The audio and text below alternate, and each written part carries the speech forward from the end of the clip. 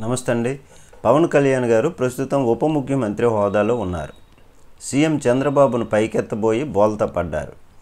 వరదల సమయంలోనూ చంద్రబాబు భజన మానలేదు ఆయన. అయితే వరద సహాయక చర్యలపై ఎక్స్లో పెట్టినటువంటి ట్వీట్ ఉప ముఖ్యమంత్రి పవన్ కళ్యాణ్ గారు అవగాహన రాహిత్యము బయటపడింది. సీఎం చంద్రబాబును పొగిడేందుకు ఫేక్ ఫోటోలను పవన్ పోస్ట్ చేశారు. ఏఐ ఫోటోలను పోస్ట్ చేసిన పవన్ కళ్యాణ్ విమర్శలు రావడంతో మళ్ళీ ఆ ఫోటో ఎక్స్ నుంచి తీసేశారు.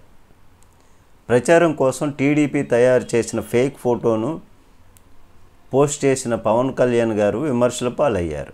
వరద బీభత్సంతో ప్రాణాలు గుప్పెట్లో బ్రతుకుతున్నటువంటి ప్రజలు కొన్ని లక్షల మంది నిరాశ్రయులయ్యారు. అయితే కృష్ణానదికి వరద తగ్గుముఖం పట్టడంతో అధికారులతో కలిసి మానిటరింగ్ నిర్వహించారు.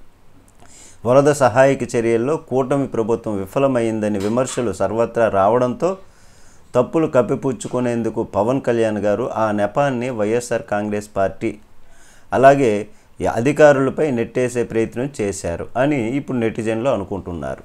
నమస్తే.